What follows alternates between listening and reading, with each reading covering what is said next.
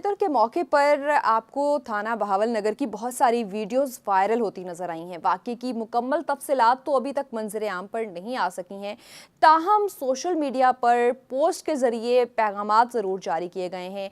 दोनों इदारों की जानिब से, पुलिस और ISPR की जानिब से कहा गया है कि मामले को सियाको सबाक से हट कर तनकीद किया जा रहा है और साथ साथ जो है वो दोनों इदारों के दरमियान नफरत को हवा दी जा रही है, गलत तासुर पैदा करने की कोशिश की जा रही है।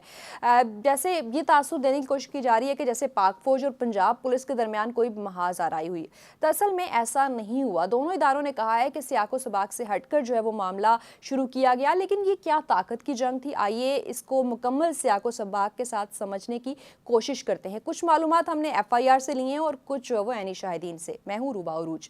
नाज़रीन, बहावल नगर सानिया को अगर जानने से पहले हम चक मदरसा की तरफ जाते हुए रास्ते में जो पुलिस नाका आता है उसकी डिटेल्स जाने, जहां से पुलिस की एक अच्छी खासी आमदन होती है। अदादो शुमार तो दस्तयाब नहीं है, अलबत्ता ये तय है कि ये नाका आमदन के हवाले से बेमिसाल तस्वुर किया जाता है।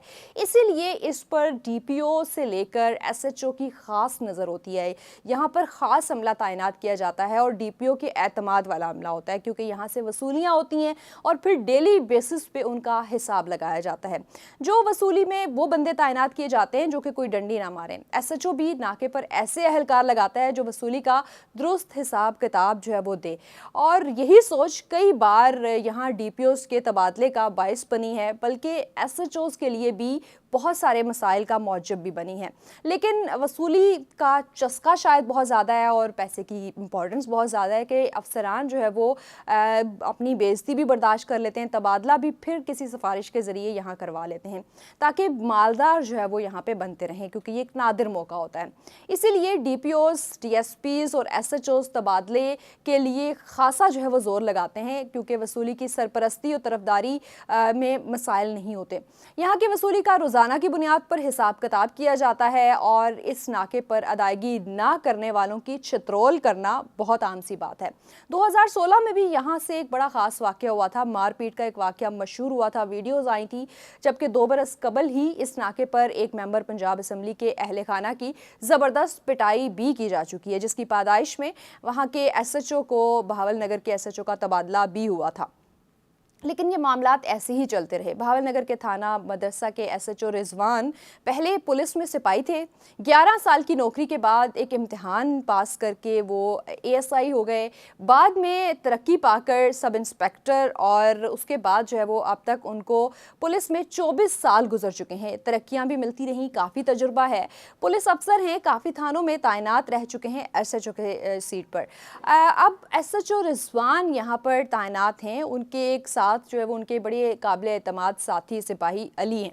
अली और रिजवान पुलिस में कांस्टेबल के एक साथ भर्ती हुए थे। बतौर कांस्टेबल 11 साल तक एक साथ काम किया, इसीलिए खासी दोस्ती भी है। इसी वजह से जहां भी कोई इत्ला या रेड होता है, SHO अपने जो साथी रिजवान है कांस्टेबल, उनको अपने साथ रखते हैं। कांस्टेबल अली ने एक मुलजिम से एक पिस्टल बरामद किया, जो कि स्टोरी का असल में जो है वो एक लिंक है। SHO रिजवान ने मुलजिम से 40,000 लेकर मुलजिम को छोड़ दिया, और ये बड़ा मामूल का रूटीन का मामला है। पूछताछ के दौरान बताया गया कि उसने ये पिस्टल इमरान नामी बंदे से खरीदा, और इस तरह से कांस्टेबल जो अली हैं वो इमरान को गिरफ्तार करने पहुंच जाते हैं। और पूछताछ के दौरान जो है वो पता चलता है, इमरान बताता है कि ये पिस्टल रफाकत नामी शख्स से खरीदा गया है। इस तरह से उन्हें भी कुछ पैसे लेकर छोड़ दिया जाता है, और अगले जो है वो मुर्गे की या मुजरिम की या मुलजिम की तलाश होती है। अब रफाकत की गिरफ्तारी और रहाई की बारी थी।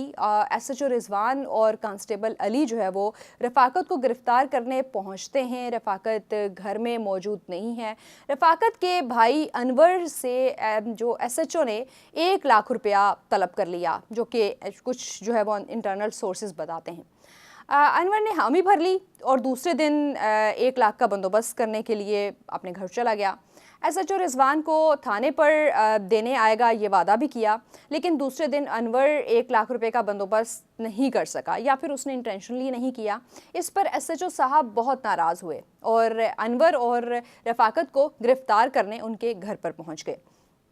अनवर का एक भाई जो कि पाक फौज में कमांडो की मुबैना तौर पर पोजीशन पे है, वो भी इस वक्त घर पर मौजूद था।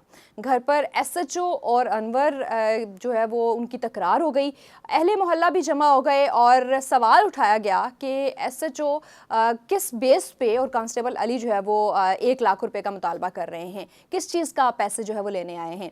एसएचओ रिजवान ने 15 पर फ़ोन किया, अलीट को बुलाया, 15 की 3-4 गाड़ियाँ फोर्सेस के साथ जो है वो आ गई, अनवर के घर पर पहुंची और वहां पर जवानों ने सब बंदों को मारा, यहाँ तक कि खवातीन को भी मारा, गाड़ियों में डाला। इसी दौरान अनवर के बुजुर्ग, वालदा और भाई को भी मारा गया।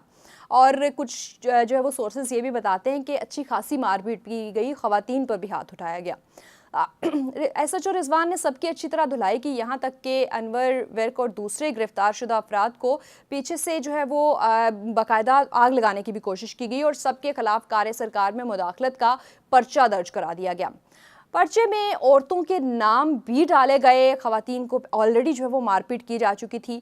डीपीओ साहब को बताया गया कि डकैतों का एक ग्रुप पकड़ा गया है और उनके खिलाफ जो है वो एक्शन करना है।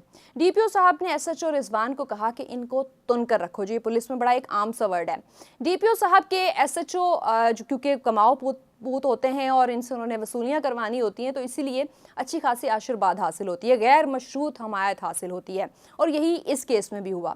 पुलिस के बेपनाह तशद्दुद की वजह से अनवर और दिगर साथियों, जिसमें फ़ौज के हाजिर सर्विस जवान भी मौजूद थे, लेकिन पुलिस ये नहीं जानती थी, उन सबको मारा गया, उनकी हालत ख़राब हो गई। दूसरे दिन अनवर के रिश्तेदारों ने एसएचओ रिजवान से रब्ता किया, मुकदमा दर्ज कराने की कोशिश की गई। रिजवान ने मुबैना तौर पर उनसे फिर पैसों का मुतालबा किया, जो कि 5 लाख की रकम थी। थाने से मायूस होकर अनवर के रिश्तेदारों ने हाई कोर्ट में रिट की, पिटीशन दाखिल रही और इस दौरान हाई कोर्ट ने एसएचओ को नोटिस जारी किया। मुल्जिमान को जब हाई कोर्ट का नोटिस आया और पुलिस तक पहुंचा ये मामला, तो थोड़े से अलर्ट हो गए पुलिस वाले भी। एसएचओ रिजवान ने डीपीओ को बताया कि अदालत का रेड ना हो जाए और डीपीओ की रजामंदी के साथ मुल्जिमान को किसी दूसरे थाने, तख्त जल थाने में मुंतकिल कर दिया गया। थाना तख्त महल के एसएचओ ने जब देखा कि मुल्जिमान की हालत शदीद ख़राब है, मारपीट से उनकी इवन हड्डियां तक टूट चुकी हैं, तो सारे लोग पुलिस के तशद्दुद की वजह से ज़ख्मी भी हैं, तो एसएचओ जो तख्त महल हैं उन्होंने मुल्जिमान को सिविल अस्पताल भावल नगर में छोड़ दिया और वहाँ भी ये बताया गया कि ये पुलिस तशद्दुद की वजह से ज़ख्मी नहीं हुए, बल्कि आम लोग थे जो कि एक्सीडेंट की वजह से ज़ख्मी हुए हैं।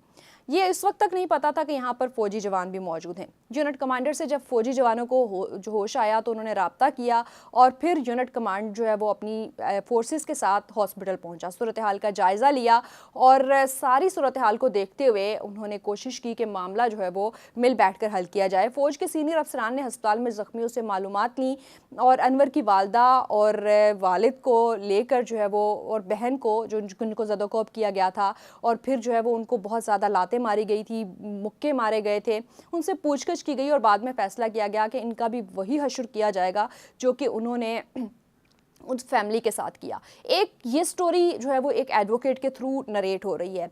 एक स्टोरी ये भी पता चल रही है कि सारा वाक़या होने के बाद, क्योंकि पुलिस नहीं जानती थी कि फोर्सेस जो आर्मी के लोग हैं वो भी इस घर में मौजूद हैं जो कि छुट्टी पर आए हुए हैं, तो जब कमांडर तक इत्तला पहुंची तो उन्होंने जो है वो मामला सुलझाने की कोशिश की, पुलिस से रब्ता किया, एफआईआर दर्ज कराने की कोशिश की और उन्हें दिखाने के लिए एसएचओ रिजवान और उनके साथियों को थाने में बंद भी दिखाया गया।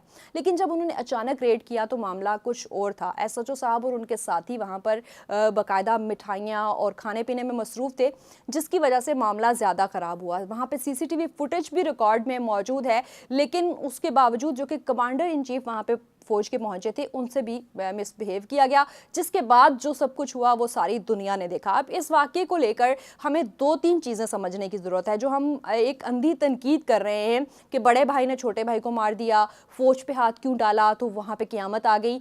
पुलिस का रवैया हमें समझने की ज़रूरत है। पुलिस का ये रवैया आम शहरियों के साथ होता है, इसमें आप डिनाई नहीं कर सकते। और अगर किसी फौजी के घर में हुआ तो पुलिस, क्योंकि ये अमूमन करती है, तो हम इसको जो है वो कुछ एक्स्ट्रा ऑर्डिनरी नहीं करार दे सकते। लेकिन क्या पुलिस का ये रवैया दुरुस्त है, ये सवाल हम आप पे छोड़ते हैं। और फिर ये इल्ज़ाम देना दुरुस्त है अगर आप किसी भी पोजीशन पर हों और आपके घर में आपकी बहन बेटियों माँ के साथ जो है वो इस तरह का सलूक रवा रखा जाए और फिर उसको सुलझाते हुए भी आपके साथ बदतमीज़ी की जाए, तो आप क्या करेंगे? यकीनन यही सब किया जाएगा जो कि फौजी एहलकारों की जानिब से किया जाएगा। तो इसको किसी इदारे के साथ जो है वो लिंक करना कि एक इदारे ने दूसरे इदारे पर धावा बोल दिया, नो।